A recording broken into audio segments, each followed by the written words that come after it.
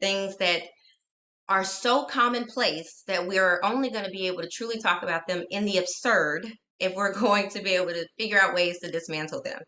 So this is how we're going to remember. When you hear me say the word patriarchy, you then have to yell down with the man. Everybody ready? So we're going to practice. Today I was minding my blah, blah, blah, blah, patriarchy. Down with the man. Down with the man. There you go. There you go. All right. When I say misogyny, is don't hate the player. So misogyny. Don't hate the player. Don't hate the player. Randall, I didn't see your mouth move. I did not see your mouth move, Randall.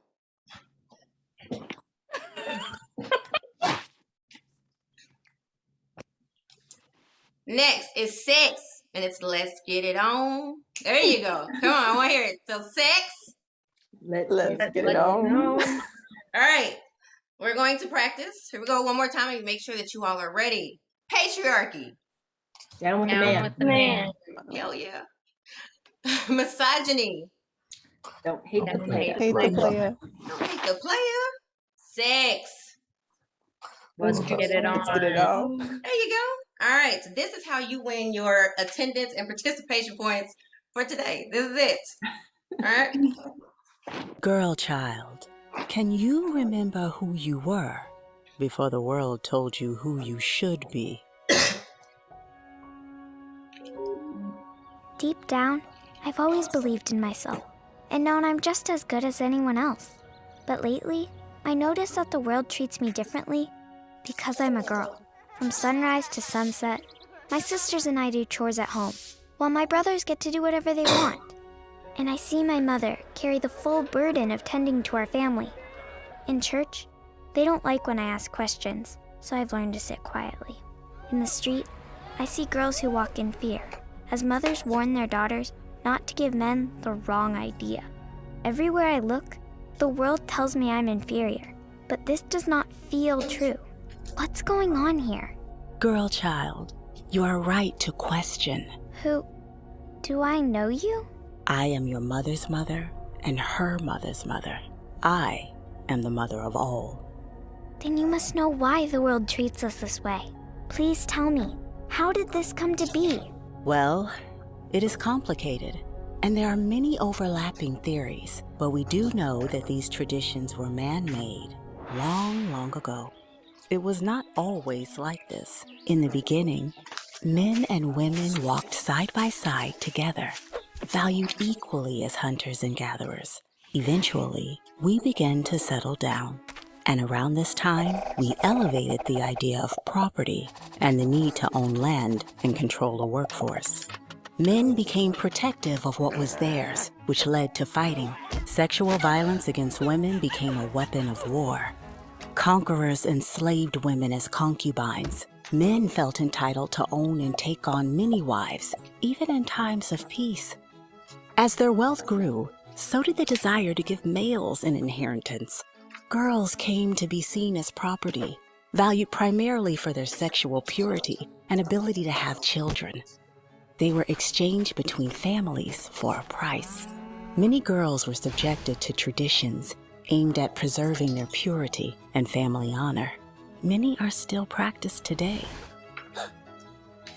It is this domination that gave birth to all forms of slavery and how women became the world's first slaves. It is how patriarchy and the ethic of male honor became the norm. Patriarchy was woven into our civilizations, our laws, economies, philosophies, sciences, and especially our religions. It is everywhere, and it is invisible. It's no accident that we replaced ancient images of God as both male and female with images of God as a man. But haven't we made progress since those times? In some ways, yes. But in many ways, we're still moving in the wrong direction. But what can I do when patriarchy is everywhere? I can't turn my back on my family or on my faith. There is a spiritual path to liberation in the Bible and other religious traditions, but we must be brave and question what isn't working. Women and men, girls and boys, even the earth itself are suffering under the domination of patriarchy. To heal our land, we must bravely untangle our traditions from this oldest oppression. What was made by our hand can also be unmade. We must keep walking the Exodus path from slavery to the freedom of the Promised Land. Imagine if we could re-know the beautiful world that was meant for all God's children. A world where girls can grow up feeling safe and equally valued? A world where both boys and girls grow up to be all they were meant to be. Girl child, your curiosity has set you on a path many others have walked before you. Because of their work, we know the way forward, but there's a lot more to do and more truth to discover. Are you ready to take this journey with me?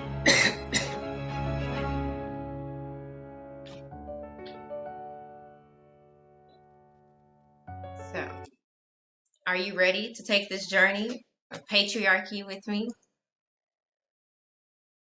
Down with the I'm man. the man. Oh, yeah. Yes. Right. So we hear patriarchy all the time. It's like, what exactly is it? Now, patriarchy is a system or government in which the father or eldest male is the head. Oh, there it is. It is a system or society in which men hold the power, and it is largely excluded from women, and a society or community organized on patriarchal lines.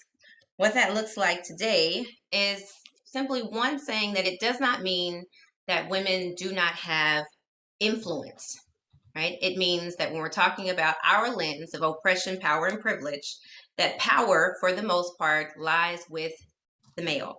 And even when we think about family structures, typically we say things like the man is the head of the household, even though when it comes to many families, sometimes there may not be a male in that house, simply because there may be a same-sex couple in the house that are two females. So patriarchy exists in many, many ways. Patriarchy exists in many ways as far as examples across the globe. Patriarchy is just as simple as the institution of marriage.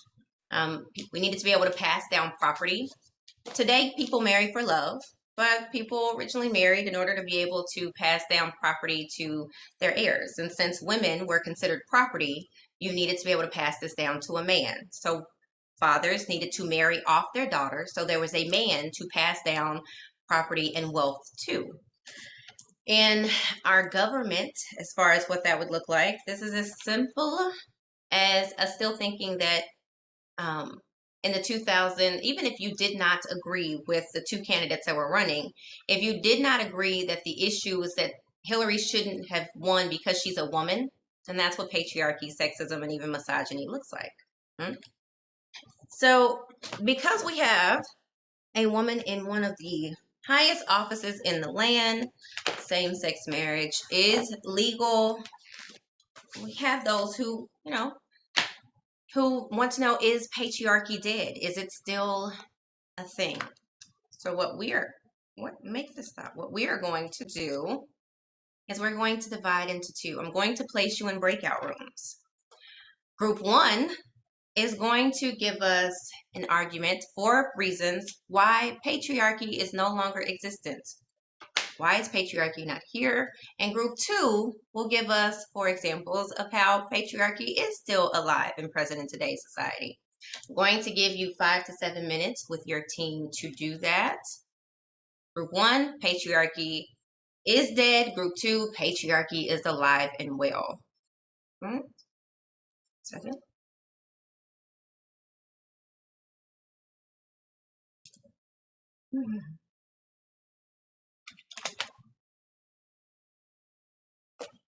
You should see your invites. Jen, you're welcome to stay with me if you want.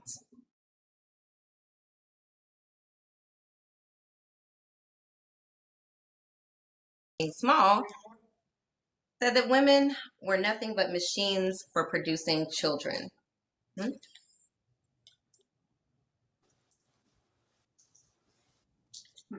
So I am going to upload this paper for you, but Rosenbaum notes that courts and the law have been actively engaged in enforcing the heteronormative white male sexuality and actively criminalizing other forms of sexual expression, and often in very brutal ways. Individuals all too often experience disrespectful treatment, homophobic and transphobic discrimination, even though they report this less. And these can include abuse, unlawful and unnecessary and humiliating searches to assign gender when we're talking about in our in our detention facilities. And I'll turn it off.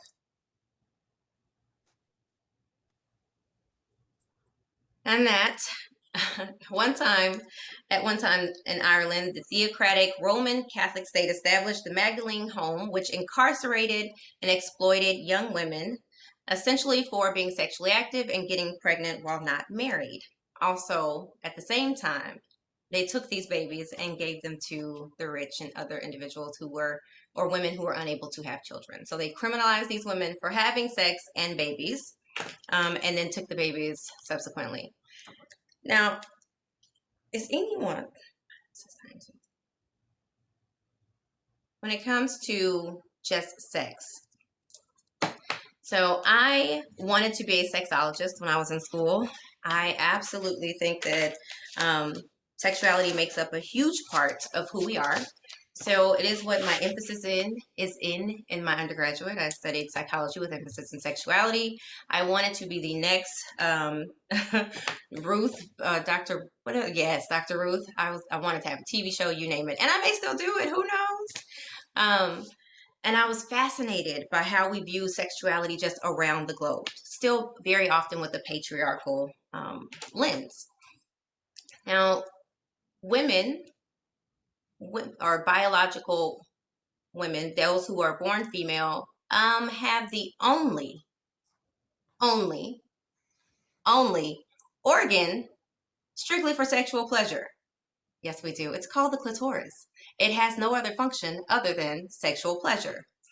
Now, men, they have an organ that they use for sexual pleasure, but it also allows them to urinate and all these other things. Clitoris, only one purpose. But since the dawn of time, we have made women ashamed for liking sex in various cultures, for their sexuality and who they are. Like, how dare you actually use the thing that was given to you to actually enjoy this process? Women during the Salem witch trials were burned at the stake and called a witch, and it may have been simply for enjoying sex. We're going to...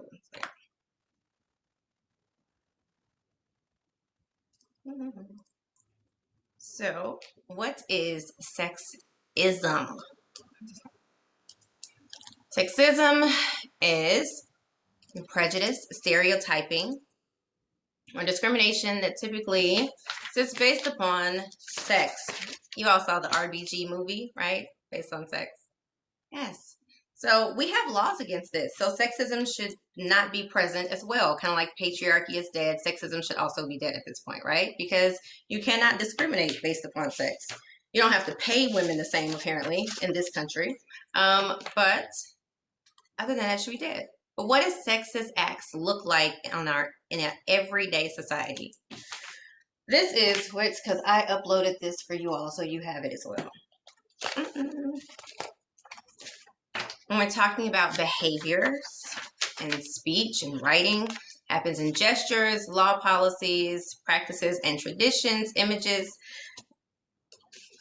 It includes, I want to make sure you have examples of what this wording looks like.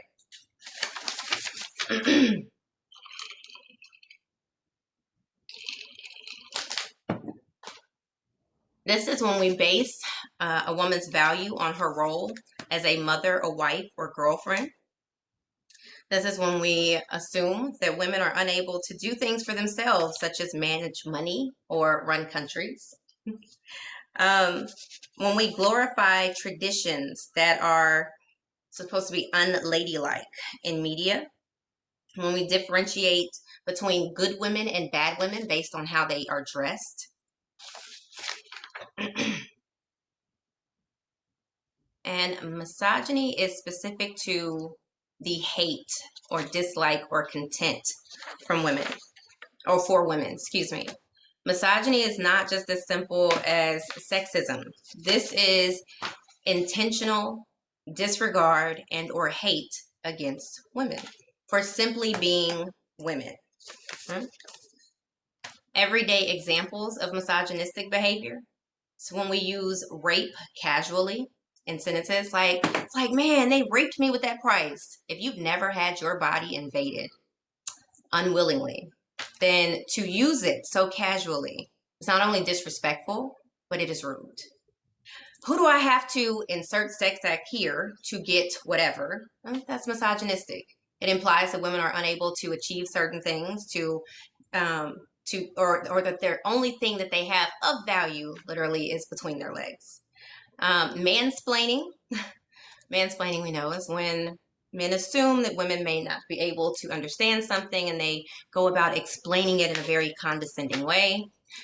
Using the word bitch, if this is not actually a female dog, well, then, I do feel that there are things that you can use in affinity spaces. If you and your girlfriend say this, then that is completely, on you. But in mixed company, being mindful of how you are then going to be viewed once you have endorsed misogynistic behaviors is important. So, manterrupting, that was a new one for me. I thought it was cute. It's like mansplaining, but it is more so when the conversation is being interrupted or hijacked, right, by a man. Is that new for anyone else? Manterrupting? Yes. Asking a woman about marriage or starting a family. Always asking single women when they're going to get married, as though their worth or value in society is only conditional upon who they are next to, right? That there must be something wrong with them if they've reached a certain age and if they've been unmarried. Additionally, we make childbirth out to be like it is just the easiest thing to do. Like, it's so natural. All you have to do is actually, just have the baby. When the ability to carry life, even to term, is not the easiest thing to do. In fact, there are many, many complications and health risks to women. So when I got married and people kept asking about my uterus, as if I don't already have a son, right? But no one asked my husband about what he was going to do with his phallus. Are you guys are you going to use that in your marriage? No one asked him that.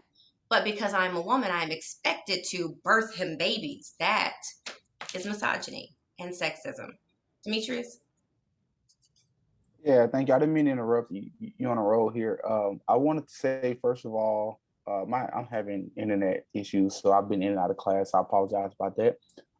The very first one, I am guilty of using that.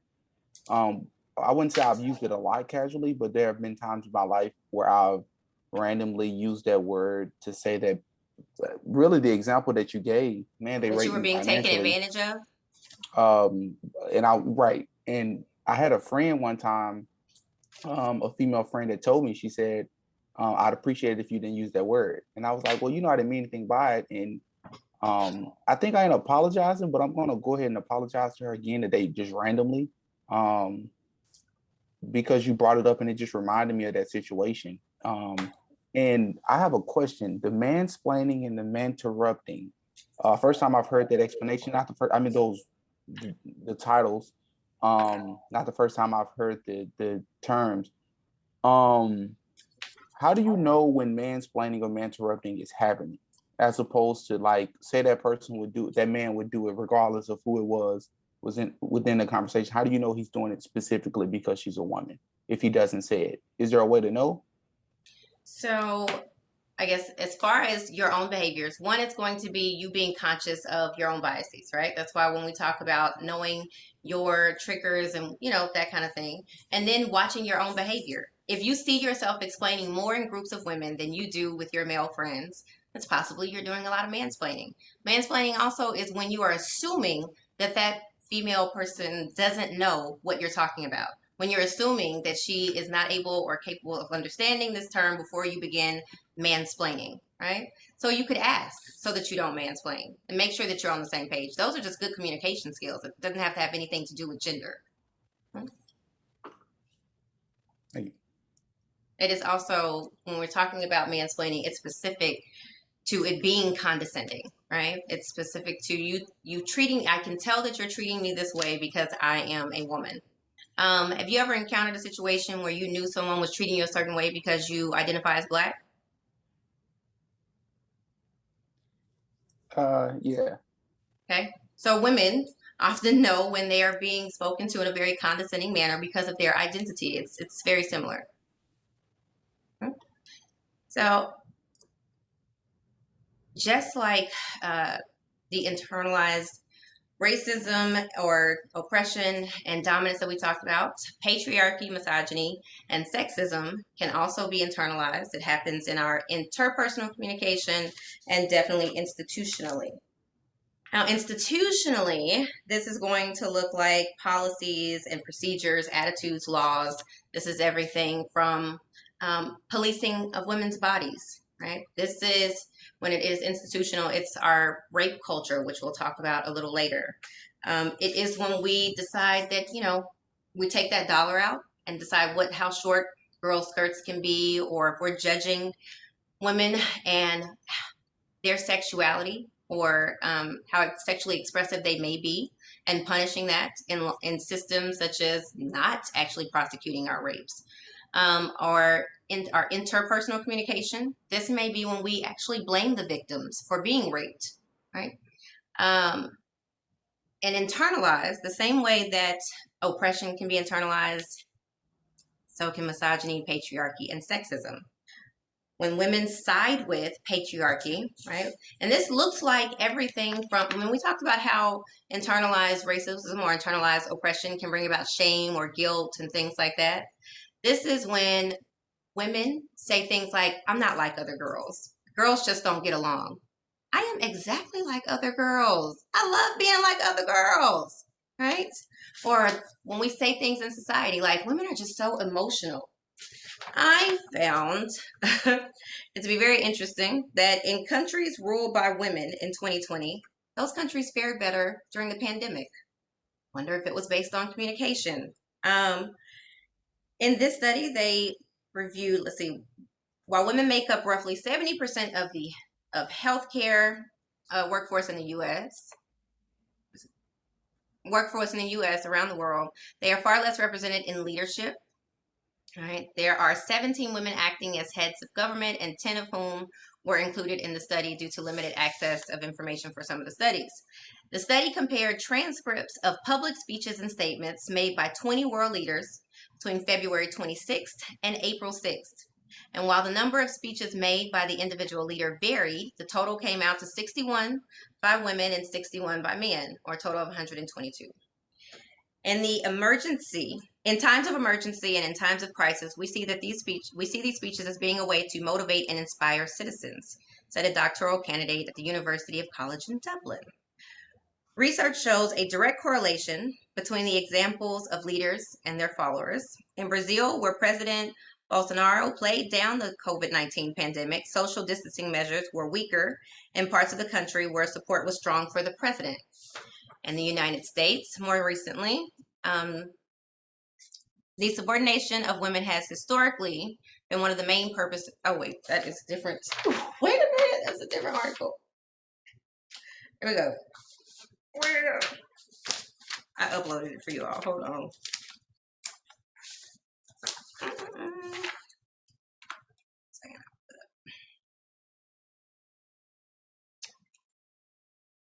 Listen to it.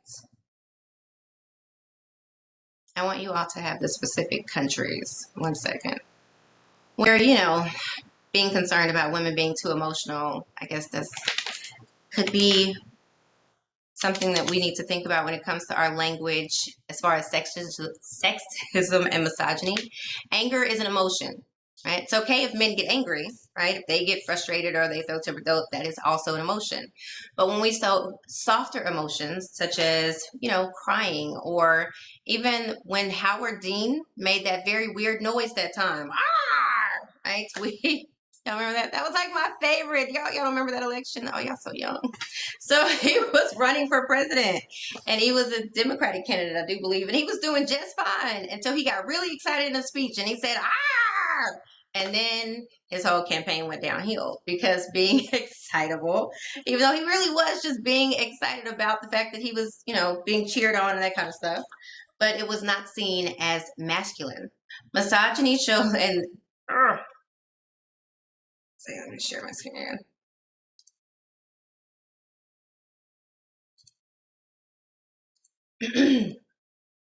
And institutionalized sexism shows up in our government, the legal system, educational system, in media, financial institutions, you name it. In the government, when we're still talking about policing women's bodies as far as abortion. Now, we talk about, in our women and things such as birth control, right? And the right to take birth control, which did not come until, late 70s. Just being able to decide whether you wanted to have kids or not, right? The autonomy of your own body. Additionally, I think that the easiest way to control populations in the U.S. would be to make males have mandatory vasectomies at 18, right? Wouldn't that be, women can't impregnate themselves. So I think that if we started to see legislation around simply making males get vasectomies, they're easily reversible, right? Every urologist, it's literally a day procedure. Like you get to go back to work the next day. Wouldn't that be easier, right? Steve, you're for right. But why would we never see that? Why would we not ever see legislation that says, let's stop men from being able to have babies until they're ready? You can't legislate a man's body. That's not fair. But we let women drive. Why can't we? If equality of the sexes is what we're shooting for, if we can tell women what to do with their bodies, should we not then also be able to make legislation for male bodies? Can anyone tell me any legislation where we police men's bodies? I was being sarcastic. No, none. Now, birth control, women's bodies. Abortion, women's bodies. These things are written in law, but men automatically have the autonomy of their of bodies and self and the independence of not having to worry about that in government. That's what sexism and misogyny and patriarchy looks like in today's culture. Feminism, which is often made out as simple as burning bras, simply says that it is the advocacy of women's rights on the basis of the equality of the sexes. So, equality of the sexes. What does that look like? What does that even mean? Because more often than not, I think in society we confuse the word equal with identical. I think people hear the word equality and they think, well, it means that if he can lift the box, she can lift the box. I don't want to lift the box. Equality is speaking to value, and the value being equal. I may not be able to lift the box, but I can tell you how to build a better box. I can tell you how to lift that box easier, and thus my contribution is equal to your contribution of being able to lift this box. It does not mean, or should not mean, when being confused in society, that it means I personally do not want to go to the front lines of combat, but there are women who want to do so and thus should be able to do so, right? It simply means that there are not barriers that impede based upon sex. But I also want to make sure that we, as public servants, know that we should not confuse the difference between equal and identical, right? We're not saying that women are exactly the same as men. That would be silly. That would be silly. We see this male feminine presence everywhere, from the yin and yang to especially in history and religion. So what about sexism or misogyny in media? Are men and women viewed the same in media? No? Give me an example of how. Go ahead. Give me an example of how men and women are viewed differently in media. I think a lot of times it's like people in media, a lot of times women actresses are asked how they're going to balance their work with raising their kids, and their famous husbands aren't asked those questions on the red carpet at all. I mean, that is, yes. Even in workplaces, we're like, oh, how do you do all that with those kids? Do we ask the male CEO how he does all of the things that he does and still have kids? No? Okay. What about when it comes to the love interest? All right. We age our female actresses out very, very early. And they are no longer allowed to be the bombshell once they're typically 20s, 30s. But men are able to be the love interest. They like 60 years old. They have this 20-year-old actress next to them, and that is okay. But on the other side of that, if you had a 60-year-old woman and a 20-year-old male, we're not going to see that love story the same. Right? We're not even going to view it the same in society. It's not given the same validity, but it is quite probable for this older man to be so debonair that he caught this young woman. That this older, sexually mature woman can, entice this younger man. She must be what? A sugar mama. She must be giving away all of her financial wealth. Go ahead, Haley. Yeah, that reminded me of the Wonder Woman movies, actually. My boyfriend and I were talking about it. The first movie, her full powers didn't come on full blast until her love interest was threatened, right? And then they brought him back in the second. Yeah, they brought him back in the second movie, which, by the way, I think the second movie was awful. It was that's horrible. Yes, just awful. DC should be hit in the face for that. Anyway, I'm just horrible. Yeah, they brought the love interest back because she had to have a man and a reason to fight besides her like whole island of powerful women. Like she had to have more than that. So anyway, that's what I was thinking. Can we also talk about how she has really bad weapons? Like, what is this lasso? What is this thing in this invisible jet? That's not conspicuous at all. Like the X-Men, they could go in stealth mode. Like she was just flying in the air like this. Wouldn't that be more conspicuous if you just saw someone sitting in the air? Just, okay. Anyway, just, it's horrible. It's all bad. Okay. Mm-hmm. Hear me? I think about weight. It's okay for men to be big, but women can't be big. And you never ever see them put a man, except one time, but you never see them put a man as the face of Weight Watchers or the face of whatever kind of weight loss product, except Subway did it one time with that man who lost all the weight. That did weight. not work out well for Subway, did it? No. Right. Right. No, that's very true. Weight is very different. Even when you think about the model, Ashley Graham. Ashley Graham is gorgeous, right? But she is famous. Why? Because she's big and gorgeous. This woman is not big. I can promise you that Ashley Graham and I are the same size, okay? Like literally. So she's just not a big woman, but we've decided these ideal standards of beauty, and women didn't decide these ideal standards of beauty, because that would require us to have ownership of these media companies and then be able to control the content.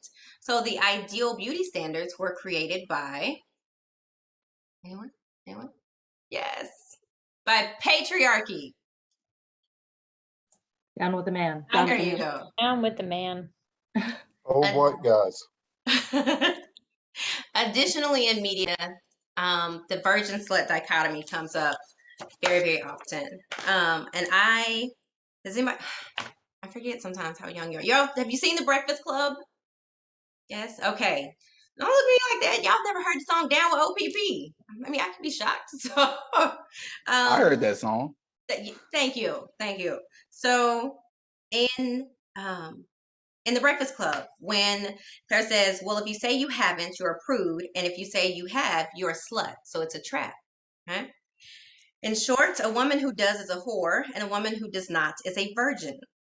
This does not necessarily apply to sex, right? It can be applied all the way to the way she dresses, she acts, speaks, naturally presents herself, the way she eats, everything. It's an entirely misogynistic construct, and it's damaging. In psychoanalytic theory, it's referred to as the Madonna whore complex. So it was coined by Sigmund Freud, and the concept refers to men who cannot be sexually attracted to the saintly Madonna, who cannot respect the sexual, and who cannot be attracted to the saint, the Madonna, and who cannot respect the sexual. These men who show the complex cannot see a woman for anything other than two categories, right? Recently, Mike Todd is a pastor over, I think what's called Transformational Church, and it's in Oklahoma, and my sister loves it. During 2020, when there were all of these TikTok challenges, there was one that was called the Silhouette Challenge. Anybody remember the Silhouette Challenge, where first a woman is, Demetrius is really smiling. You watch one too many Silhouette Challenges. I just want you to know that smile is entirely too large. On the Silhouette Challenge, it was, you would see the woman first, and then this old school song would come on, and then you just saw her naked silhouette, right? And do you remember that one? Like, it was like, lay your hand on my shoulder. Right, okay. So Mike Todd, who is a pastor of Transformational Church, he stated that why would anyone want a woman that does the Silhouette Challenge? Because now you've seen everything. And what value does she have? I can promise you, if you saw me ass naked right now, you would still not be able to comprehend the value that I have or provide in my home, in society, in my jobs, in my business, in those with whom I mentor.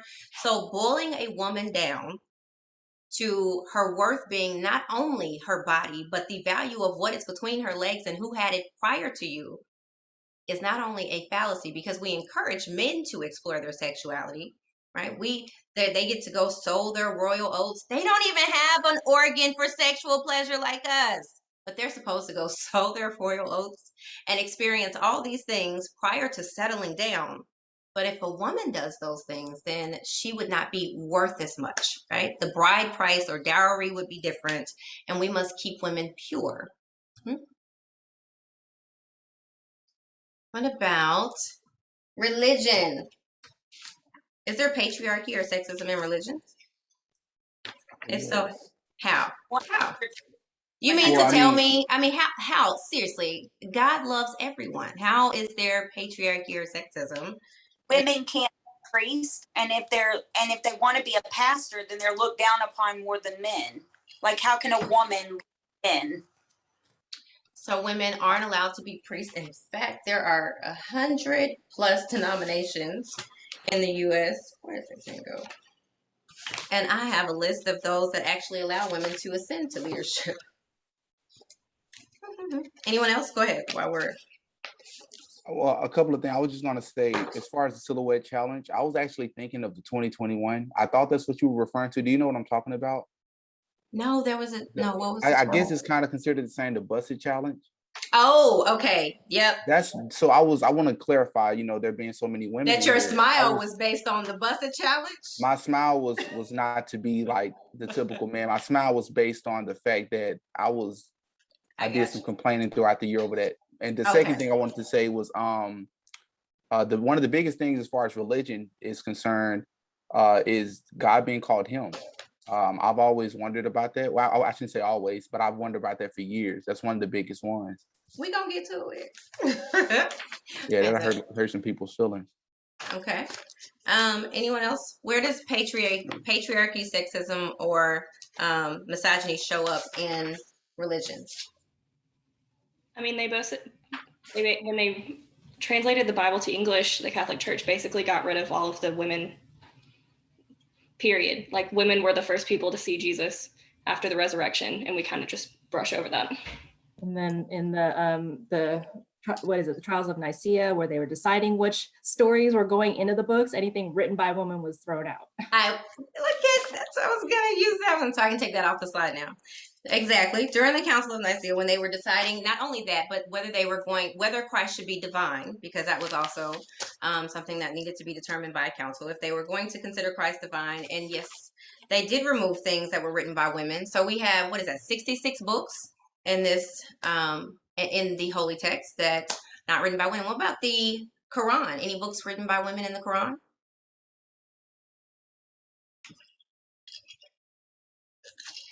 We acknowledge Aisha, Khadijah, and I am missing one of his wives. Aisha, Khadijah. Okay, either way, no. That's because that entire book is supposed to be written by Muhammad. But let's take a look at these deities. Now, similar to what Demetrius is saying, we use the masculine when we are talking about God more often than not.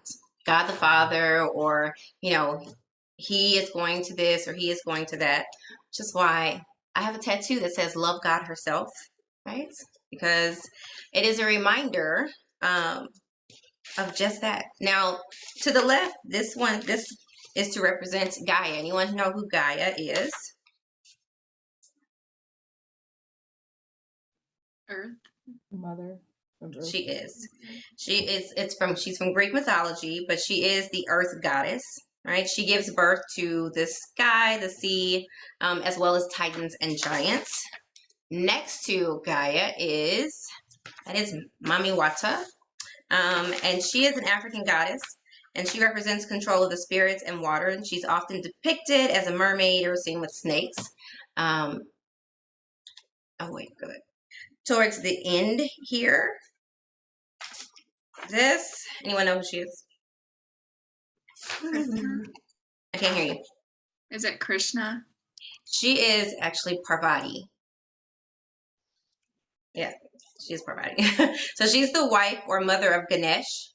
So she is a Hindu goddess of love and devotion, and her son was Ganesha. And her Shiva, god of war.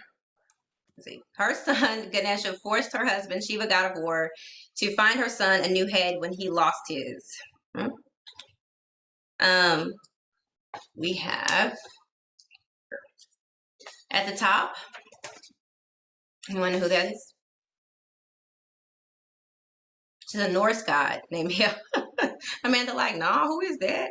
She's a Norse goddess named Hel, and which is actually where we get our name for the underworld. Well, when we say Hel. Because people literally told each other to go to hell, which literally meant to go to the underworld, because that is where she used to reign. At the bottom or under her, we have Tiamat, which is a Babylonian goddess. She gave birth to the world and creates Earth, right? Her nickname is also the Chaos Monster. I want that nickname. That's cool. Next to them, we have... Oh, wait. Hold on. Okay, at the top left, that's what we're... Because I have to find the one on Earth. At the top left, does anybody watch... what was the name of the... Moana.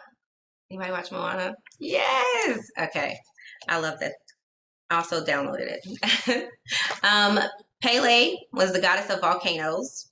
Pele is creative. With her creative and destructive powers, allowed her to form the volcanoes that would eventually create the Hawaiian Islands.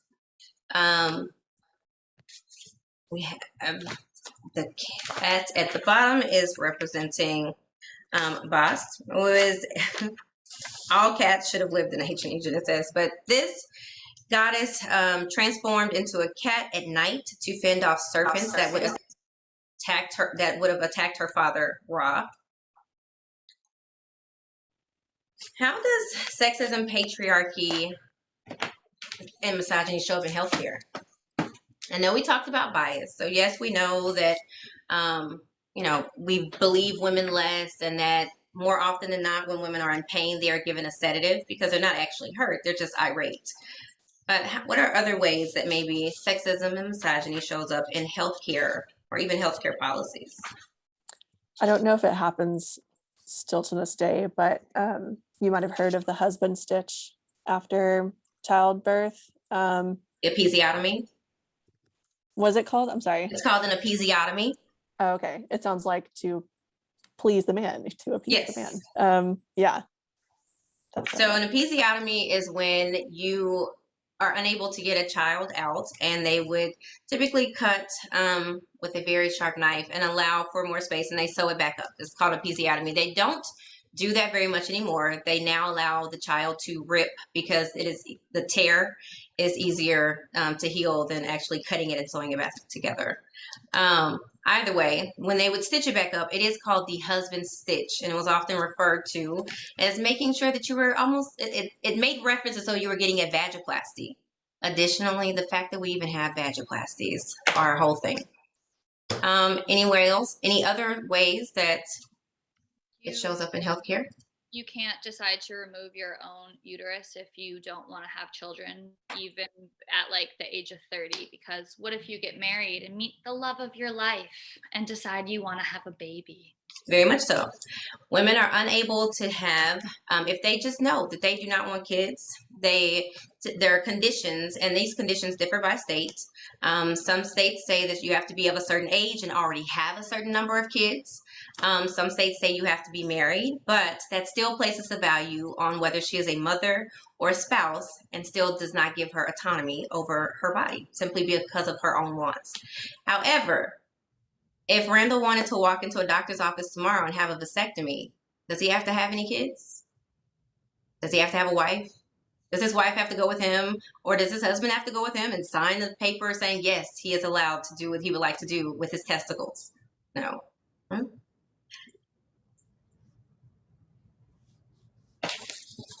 So there are other ways we need to look at it, and that is simply because of history.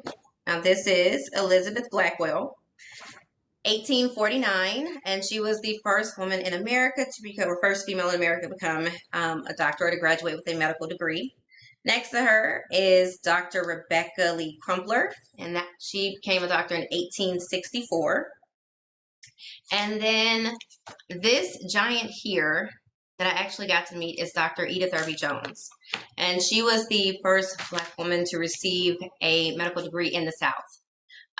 She was amazing. She was amazing. And she passed, was that last year, Jen? I think she passed last year, but I was involved in a ceremony when we actually got to give her flowers before she died. So she entered UAMS, what was that, 9 years prior to the Central High Crisis, right?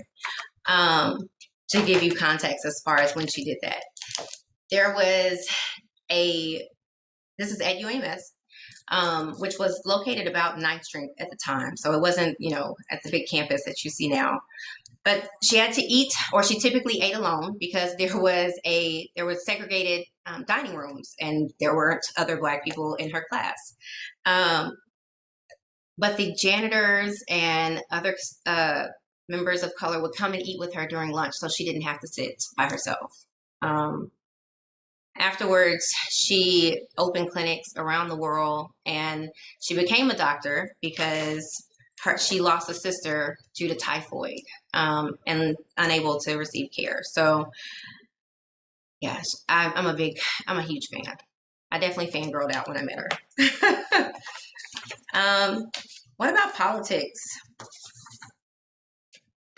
How do we see misogyny, patriarchy, or sexism in politics? Are women politicians judged the same as our men politicians? Do we expect the same things from them? Are male politicians judged on their attractiveness?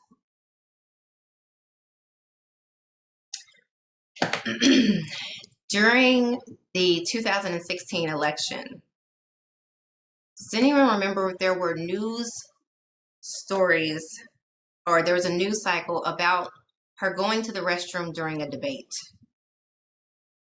Hillary went to the restroom. Right. Now, I have never, in all my years, I have been voting in elections since I was old enough to vote in elections.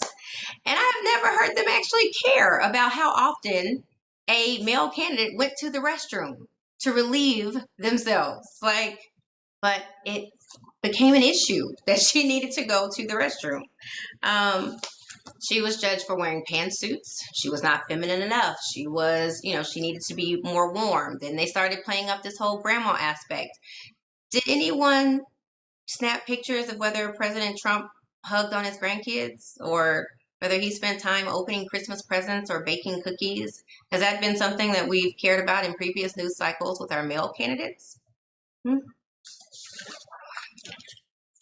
So something that comes up a lot, especially after the Me Too movement, is definitely rape culture. And what is rape culture? Does anyone know what rape culture is? Or wants to speak to rape culture?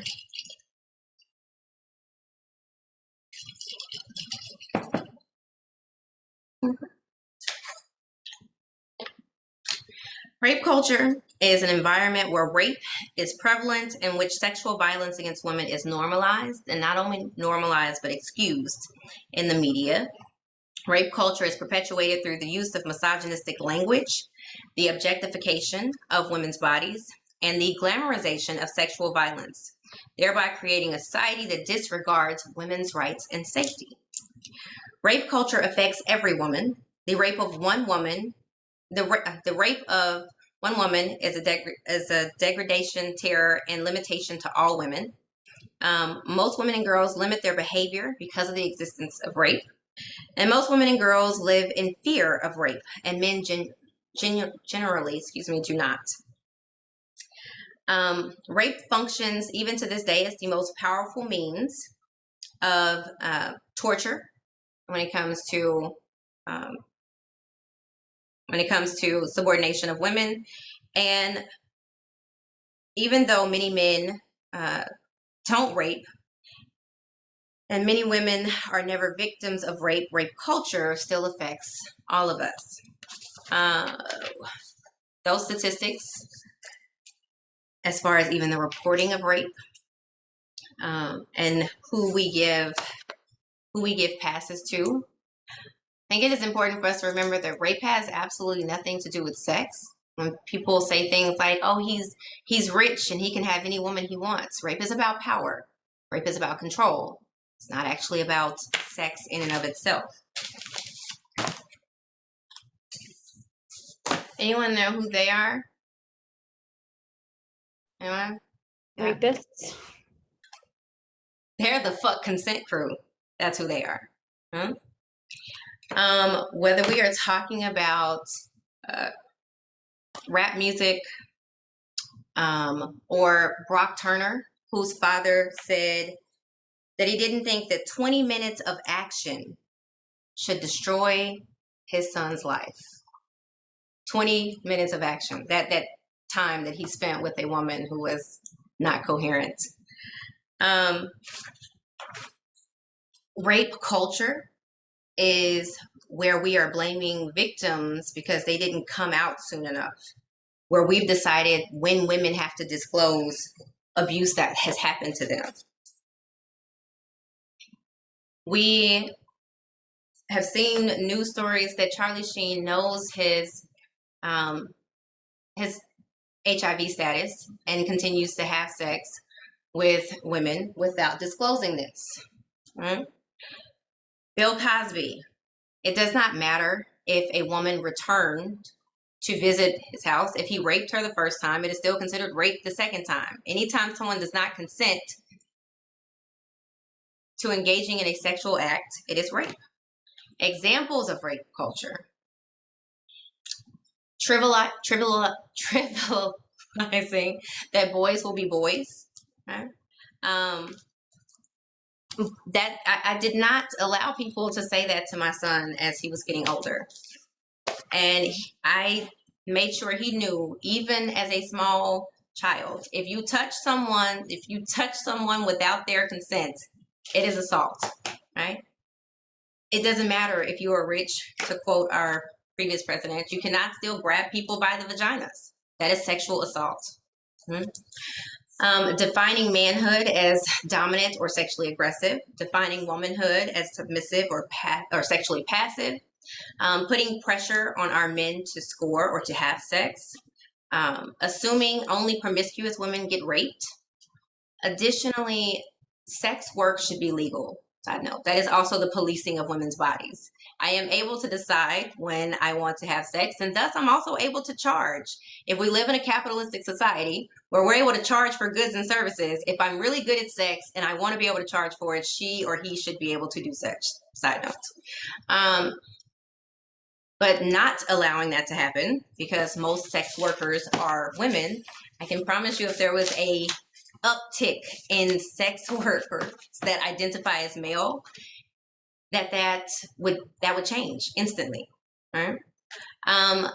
Assuming that men don't get raped and that only weak men get raped, refusing to take rape accusations seriously. All of these are examples of rape culture and how it shows up in our everyday society. Things that we can do to disrupt rape culture is avoid using language that objectifies or degrades women. It is when we speak up, when we hear someone that is trivializing or making an offensive joke. If you have a friend that says she's been raped, take her seriously. The fact that Michael Vick got a longer sentence for dog fighting than the average rapist gets for attacking a woman is a problem. Thinking critically about the media's message, or the media's messaging as it relates to women, men, and relationships and violence. Be respectful of others' physical space. I call it the bubble. My sons know that they're typically allowed in my bubble, but there are some days that are just no bubble days. And that is everything from little kids. When you say, oh, go ahead and hug him. That's Uncle so-and-so. Let's not make children hug people they don't want to hug. If their body or alarm is going off and saying, I don't feel safe in allowing this person to enter my space, making children hug family members simply because they're family members is telling them to ignore their own body, right? And that they don't have control over their own body. Defining your own manhood, or define your own manhood or womanhood. Determine what those words mean for you, what femininity means to you. Okay? And then if you want to be an advocate or an activist, then I say, hey, get up and get involved. Okay? So we have discussed a lot and we still have a little more to discuss, but we're going to come back at 3:10. So you at 3:10?